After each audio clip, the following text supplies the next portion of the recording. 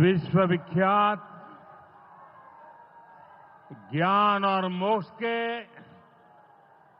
पवित्र नगरी गया जी के हम प्रणाम करही।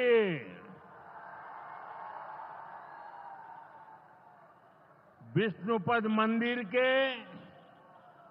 ई गौरवशाली भूमि पर अपने सबके अभिनंदन करत ही बिहार के राज्यपाल आरिफ मोहम्मद खान जी, यहां के लोकप्रिय मुख्यमंत्री नीतीश कुमार जी, केंद्रीय मंत्रिमंडल के मेरे सहयोगी जीतन राम मांझी जी, राजीव रंजन सिंह, चिराग पासवान जी, रामनाथ ठाकुर जी, नित्यानंद राय जी, सतीश चंद्र दुबे जी, राजभूषण चौधरी जी, डिप्टी सीएम सम्राट चौधरी जी, विजय कुमार सिन्हा जी, बिहार सरकार के मंत्रीगण, संसद में मेरे साथी उपेंद्र कुशवाहा जी, अन्य सांसदगण और बिहार के मेरे प्यारे भाइयों और बहनों, गया जी की ये धरती अध्यात्म और शांति की धरती है।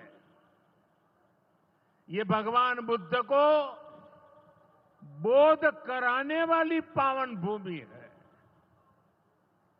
गया जी की आध्यात्मिक और सांस्कृतिक विरासत बहुत प्राचीन है, बहुत समृद्ध है। यहां के लोगों की इच्छा थी कि इस नगरी को गया नहीं, गया जी कहा जाए। मैं इस निर्णय के लिए बिहार सरकार का अभिनंदन करता हूं। मुझे खुशी है कि गया जी के तेज विकास के लिए बिहार की डबल इंजन सरकार लगातार काम कर रही है। भाइयों बहनों, आज भी गया जी की पावन भूमि से एक ही दिन में 12,000 करोड़ रुपए की परियोजनाओं का लोकार्पण या शिलान्यास हुआ है। इनमें ऊर्जा, स्वास्थ्य और शहरी विकास के जुड़े कई बड़े प्रोजेक्ट्स हैं। इनसे बिहार के उद्योगों को ताकत मिलेगी और युवाओं के लिए रोजगार के नए अवसर भी बनेंगे। मैं इन परियोजनाओं के लिए बिहार के लोगों को बधाई देता हूं। बिहार में बेहतर स्वास्थ्य सुविधाओं के लिए आज यहां हॉस्पिटल और रिसर्च सेंटर का उद्घाटन भी हुआ है। अब बिहार के लोगों को कैंसर के इलाज के लिए एक और सुविधा मिल गई है। साथियों, गरीब के जीवन से मुश्किलें दूर करना, महिलाओं के जीवन को आसान बनाना मुझे जनता जनार्दन का सेवक बनकर यही काम करने में सबसे ज्यादा खुशहाली होती है। जैसे गरीब को पक्का घर देना, साथियों, मेरा एक बड़ा संकल्प है। जब तक हर जरूरतमंद को पक्का घर नहीं मिल जाता, मोदी चैन से नहीं बैठेगा।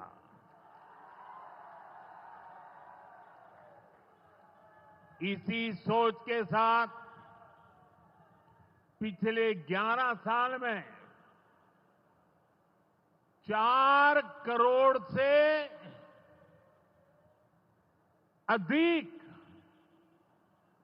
गरीबों को पक्के घर बनाकर दे दिए गए। अकेले हमारे बिहार में 38 लाख से अधिक आवास बनाए गए। गया जिले में भी 2 लाख से अधिक परिवारों को अपना पक्का घर मिला है। और हमने सिर्फ घर यानी 4 दीवारें नहीं दी, बल्कि उन घरों के साथ गरीब को उसका स्वाभिमान दिया है। इन घरों में बिजली, पानी, शौचालय और गैस कनेक्शन की सुविधाएं दी हैं। यानी गरीब परिवारों की भी सुविधा, सुरक्षा और सम्मान से जीने की गारंटी मिली है। साथियों, आज इसी सिलसिले को आगे बढ़ाते हुए बिहार के मगध क्षेत्र के 16,000 से ज्यादा परिवारों को अपना पक्का घर दिया है। यानी इस बार इन परिवारों में दिवाली और छठ पूजा की रौनक और ज्यादा होगी। मैं अपना घर पाने वाले सभी लाभार्थी परिवारों को बहुत बहुत बधाई देता हूं।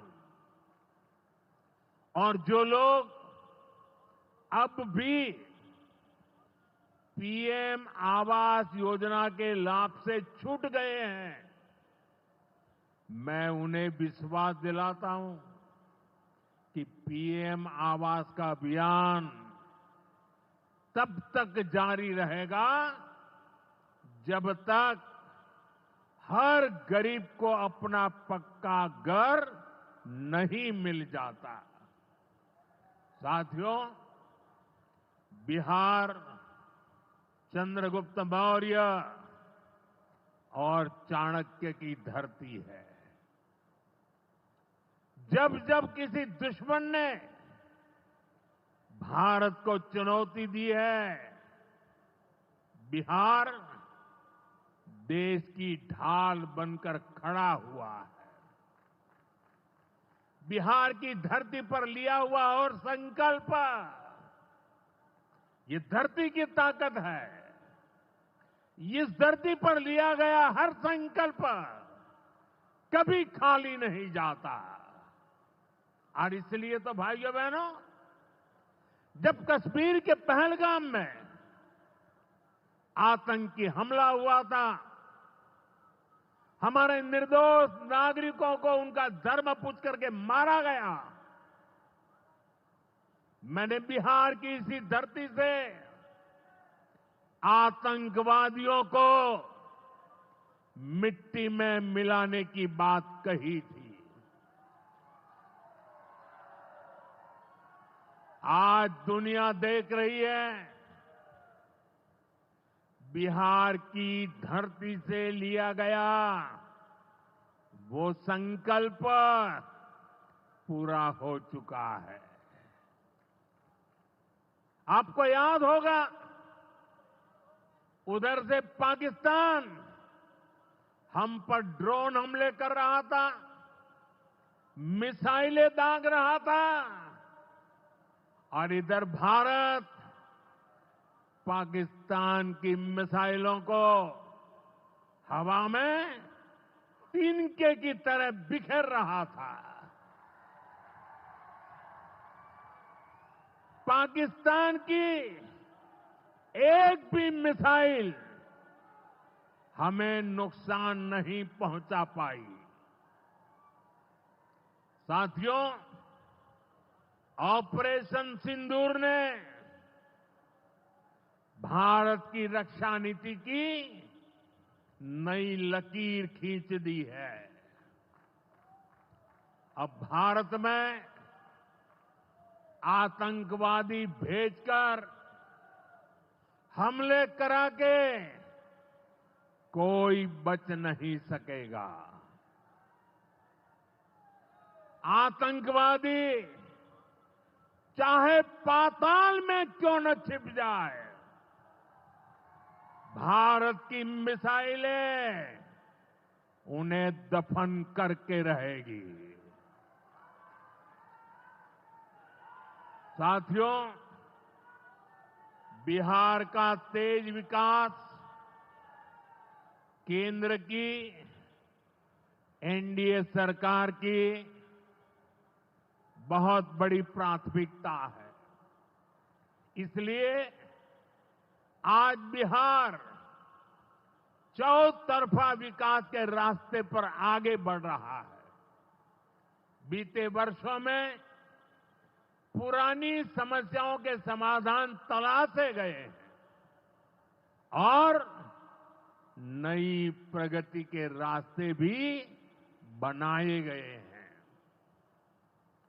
आप याद करिए, लालटेन राज में यहां कैसी दुर्दशा थी। लालटेन राज में एक क्षेत्र लाल आतंक से जकड़ा हुआ था। माओवादियों की वजह से शाम के बाद कहीं आना जाना मुश्किल था। गया जी जैसे शहर लालटेन राज में अंधेरे में डूबे रहते थे। हजारों गांव ऐसे थे जहां बिजली के खंभे तक नहीं पहुंचे थे।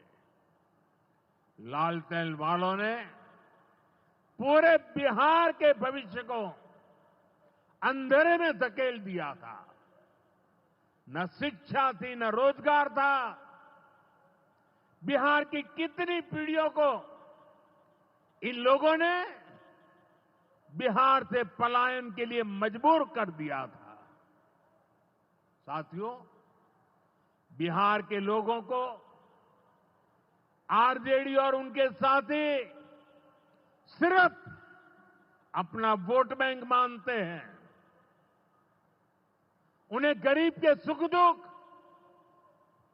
गरीब के मान सम्मान से कोई मतलब नहीं है। आपको याद होगा, कांग्रेस के एक मुख्यमंत्री ने मंच से कह दिया था कि अपने राज्य में बिहार के लोगों को घुसने नहीं देंगे। बिहार के लोगों से कांग्रेस की इतनी नफरत, बिहार के लोगों के प्रति इतनी घृणा, और कोई भूल नहीं सकता। कांग्रेस का बिहार के लोगों के प्रति त्याग, जो दुर्व्यवहार देखने के बाद भी यहां आरजेडी वाले गहरी नींद में सोए पड़े थे। भाइयों बहनों, बिहार की एनडीए सरकार कांग्रेस और इंडी गठबंधन वालों के इस नफरती अभियान का जवाब दे रही है। बिहार के बेटे बेटी को यहीं पर रोजगार मिले, सम्मान की जिंदगी मिले, मां बाप की वो देखभाल कर सके, इसी सोच के साथ हम काम कर रहे हैं। अब बिहार में बड़े बड़े प्रोजेक्ट बन रहे हैं। गया जिले के डोभी में बिहार का सबसे बड़ा इंडस्ट्रियल एरिया तैयार हो रहा है। गया जी में एक टेक्नोलॉजी सेंटर की स्थापना भी की जा रही है। आज ही यहां बक्सर थर्मल प्लांट का, पावर प्लांट का शुभारंभ भी हुआ है। कुछ ही महीने पहले मैंने औरंगाबाद में भी Nabinagar super thermal power project की आधारशिला रखी थी। भागलपुर के पीरपैंती में भी नया थर्मल पावर प्लांट बनेगा।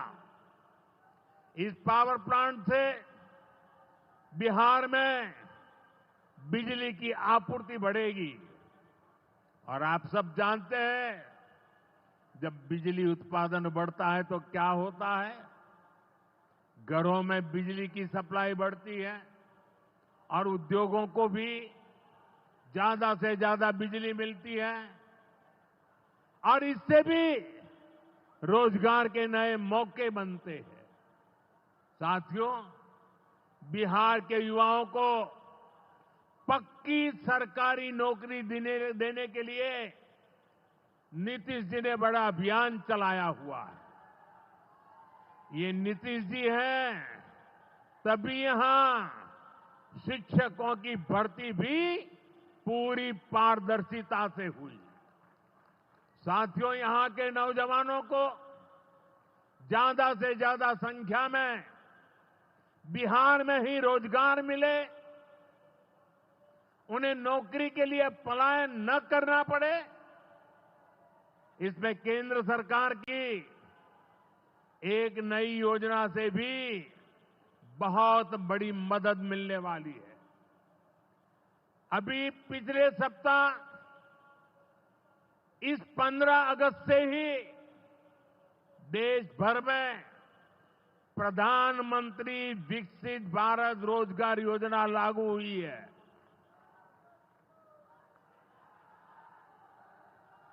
इसके तहत हमारे युवा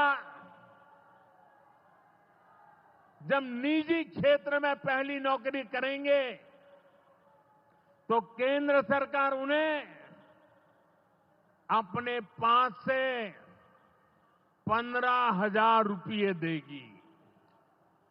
जो प्राइवेट कंपनियां युवाओं को रोजगार देगी, उन्हें भी अलग से पैसे सरकार देगी। इस योजना का बहुत बड़ा लाभ बिहार के मेरे युवाओं को भी होगा। साथियों, हमारे देश में कांग्रेस हो, आरजेडी हो, इनकी सरकारों ने कभी जनता के पैसे का मोल नहीं समझा। इनके लिए जनता के पैसे का मतलब रहा है खुद की तिजोरी भरना। इसलिए कांग्रेस आरजेडी की सरकारों में सालों साल तक परियोजनाएं पूरी नहीं होती थी। कोई योजना जितनी लटकती थी उतना उसमें ये पैसे कमा लेते थे। अब इस गलत सोच को भी एनडीए सरकार ने बदल दिया है। अब शिलान्यास के बाद कोशिश होती है जल्द से जल्द समय सीमा में उस काम को पूरा करने के लिए सफल प्रयास किया जाए। आज का एक कार्यक्रम इसका भी एक शानदार उदाहरण है। ओंटा सिमरिया सेक्शन का शिलान्यास करने का सौभाग्य बिहार के लोगों ने मुझे दिया था। और आप लोगों की कृपा देखिए, आप लोगों का प्रेम देखिए कि जिस ब्रिज का शिलान्यास आपने मुझे करने के लिए कहा, आज इसका लोकार्पण करने का अवसर भी आपने मुझे दिया है।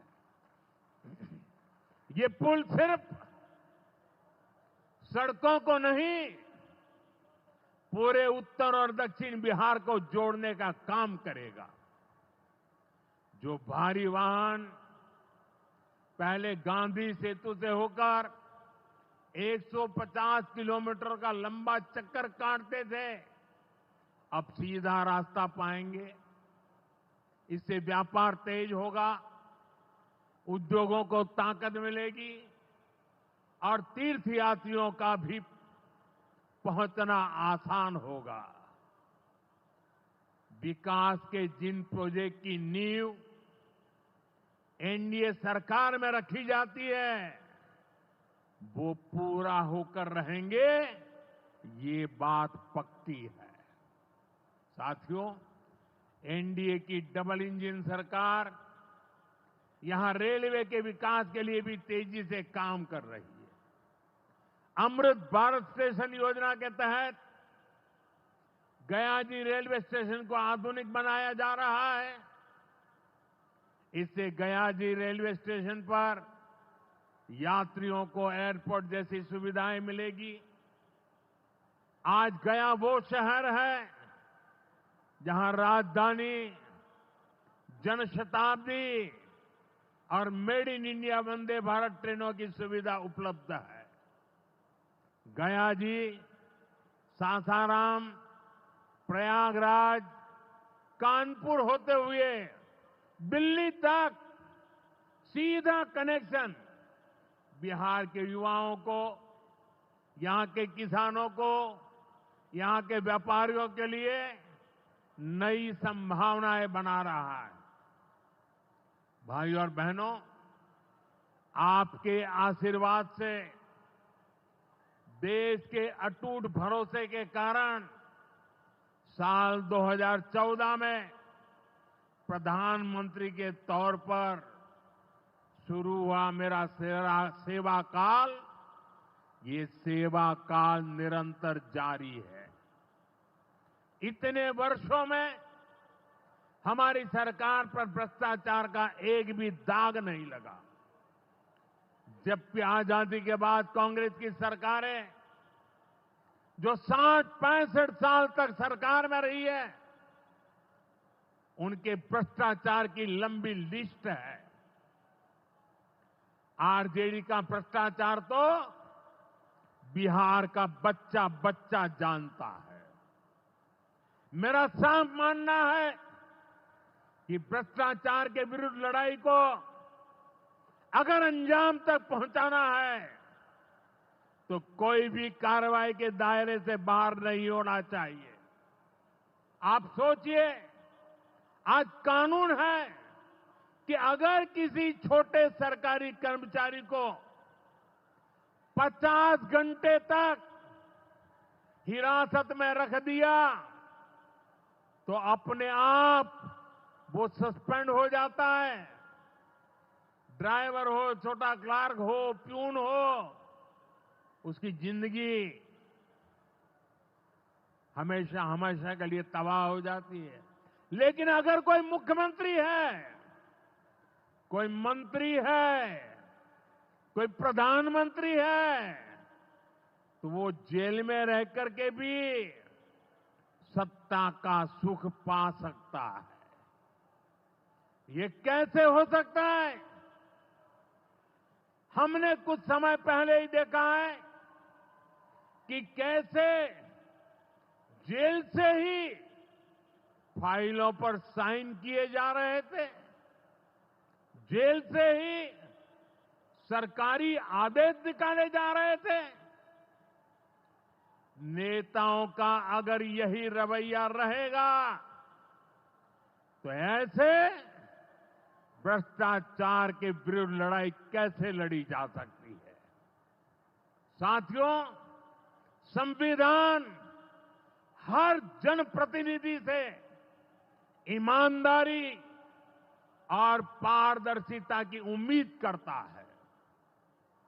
हम संविधान की मर्यादा को तार तार होते नहीं देख सकते।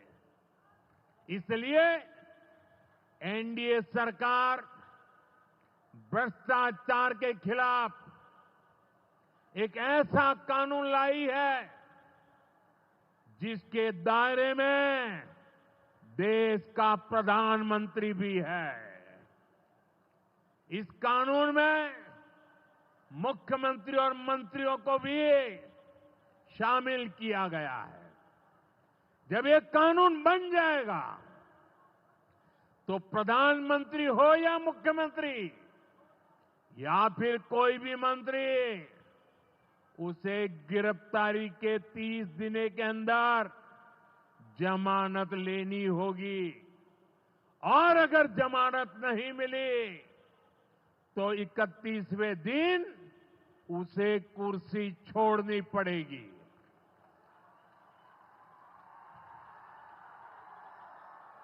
आप कहिए भाइयों, जो जेल जाए उसने कुर्सी छोड़नी चाहिए कि नहीं छोड़नी चाहिए? क्या वो कुर्सी पर बैठे रह सकता है क्या? क्या वो सरकारी फाइलों पे साइन कर सकता है क्या? क्या जेल में से कोई सरकार चला सकता है क्या? और इसलिए ऐसा सख्त कानून बनाने की तरफ हम आगे बढ़ रहे हैं। लेकिन साथियों, ये आरजेडी वाले, ये कांग्रेस वाले, ये लेफ्ट वाले इस कानून का विरोध कर रहे हैं। ये बहुत गुस्से में है और कौन नहीं जानता उनको किस बात का डर है। जिसने पाप किया होता है वो अपने पाप को दूसरों से छुपाता है, लेकिन खुद को भीतर से जानता है कि क्या खेल खेला है। इन सब का भी यही हिसाब है। ये आरजेडी और कांग्रेस वाले कोई बेल पर बाहर है, कोई रेल के खेल में अदालत के चक्कर लगा रहा है, और जो जमानत पे बाहर घूम रहे हैं भी आज इस कानून का विरोध कर रहे हैं। इन्हें लगता है कि अगर जेल चले गए तो इनके सारे सपने चकनाचूर हो जाएंगे, और इसलिए सुबह शाम ये लोग मोदी को भांति भांति की गाली दे रहे हैं और इतने बौखलाए हुए हैं कि इस जनहित के कानून का विरोध कर रहे हैं। हमारे राजेंद्र बाबू, बाबा साहब आंबेडकर ने कभी सोचा भी नहीं था, कभी कल्पना भी नहीं की होगी कि सत्ता के भूखे लोग भ्रष्टाचार करेंगे और जेल जाने पर भी कुर्सी से चिपके रहेंगे। लेकिन अब भ्रष्टाचारी जेल भी जाएगा और उसकी कुर्सी भी जाएगी। भारत को भ्रष्टाचार से मुक्त होने का संकल्प देश के कोटि कोटि लोगों का है। ये संकल्प सिद्ध होकर रहेगा। साथियों, मैंने लाल किले से एक और खतरे की बात की है, और ये खतरा बिहार पर भी है, देश में घुसपैठियों की बढ़ती संख्या चिंता का विषय है। बिहार के सीमावर्ती जिलों में तेजी से डेमोग्राफी बदल रही है। इसलिए एनडीए सरकार ने तय किया है कि देश का भविष्य घुसपैठियों को नहीं तय करने देंगे। घुसपैठियों को बिहार के युवाओं के रोजगार नहीं छीनने देंगे। जिन सुविधाओं पर भारतीय लोगों का अधिकार है, उस पर घुसपैठियों को डाका नहीं डालने देंगे। इस खतरे से निपटने के लिए मैंने डेमोग्राफी मिशन शुरू करने की बात कही है। बहुत जल्द ये मिशन अपना काम शुरू करेगा। हम हर घुसपैठियों को देश से बाहर करके ही रहेंगे। आप मुझे बताइए, एक घुसपैठियों को निकालना चाहिए कि नहीं निकालना चाहिए? क्या ये घुसपैठिए आपका रोजगार छीनने आपको मंजूर है? एक घुसपैठिए आपकी जमीन पे कब्जा कर ले आपको मंजूर है? एक घुसपैठिए आपका हक छीन ले आपको मंजूर है? बिहार के आप सभी लोग देश के भीतर बैठे घुसपैठियों के समर्थकों से भी सावधान रहिए। जान जाइए कौन घुसपैठियों के साथ खड़ा है। कांग्रेस और आरजेडी जैसे दल बिहार के लोगों का हक छीनकर घुसपैठियों को देना चाहते हैं। तुष्टीकरण के लिए, वोट बैंक को बढ़ाने के लिए कांग्रेस आरजेडी वाले कुछ भी कर सकते हैं, कितने ही नीचे जा सकते हैं। इसलिए बिहार के लोगों को बहुत सतर्क रहना है। साथियों, हमें हमारे बिहार को कांग्रेस आरजेडी की बुरी नजर से बचाकर रखना है। बिहार के लिए ये समय बहुत अहम है।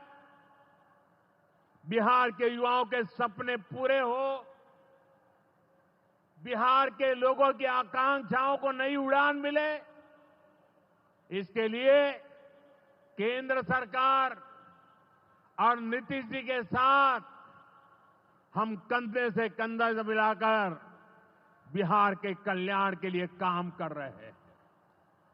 बिहार में विकास की गति बनी रहे, इसके लिए डबल इंजन की सरकार लगातार मेहनत कर रही है। आज के विकास प्रोजेक्ट इसी दिशा में महत्वपूर्ण कदम है। मैं एक बार फिर इन परियोजनाओं के लिए बिहार को बहुत बहुत बधाई देता हूं। मेरे साथ बोलिए, भारत माता की, भारत माता की, भारत माता की। बहुत बहुत धन्यवाद।